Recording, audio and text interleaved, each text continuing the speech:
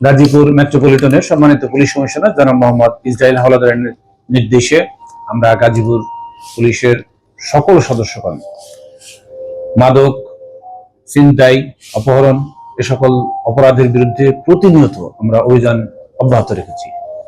আজকে তারই ধারাবাহিকতায় টঙ্গী পশ্চিম থানায় মাজার বস্তি বা তার সংলগ্ন এলাকা থেকে 21 জনকে গ্রেপ্তার করা হয়েছে।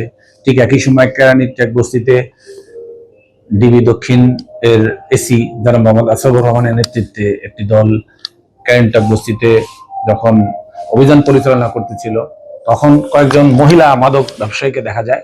তাদেরকে তল্লাশি করতে গেলে যখন মহিলা পুলিশগণ তাদেরকে তল্লাশি করতে যায় তখন চারিদিক থেকে দুর্বৃত্ত দল তাদেরকে ঘিরে ফেলে এবং তাদেরকে ছিনিয়ে নেওয়ার চেষ্টা করে। এ সময় অতিরিক্ত পুলিশের সাহায্য হয়। আমরা ডিপি এবং অন্যান্য পুলিশ প্রেরণ করি এবং ঘটনাস্থল থেকে তাদেরকে এই যারা দুর্বৃত্ত হামলা করে তাদেরকে আইনের আওতায় নিয়ে আসতে গেলে একটা বিশৃঙ্খলা পরিবেশ সৃষ্টি করে। এই সময় 4 জন পুলিশ সহ কয়েকজন আহত হয়। 4টি ফাঁকা সাউন্ড গ্রেনেড বিস্ফোরণ ঘটিয়ে পরিস্থিতি নিয়ন্ত্রণে আনা হয়।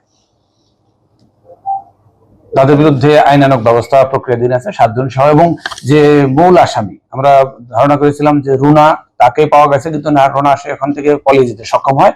তার বোন রওশনারা তাকে গ্রেপ্তার করতে আমরা সক্ষম হয়েছি এবং তার সাথে আরো সহযোগীরা এখানে আছে। তাদের প্রত্যেকের বিরুদ্ধে খতিয়ে দেখা হচ্ছে কার কোনটা মামলা আছে, কার কি অবস্থান আছে।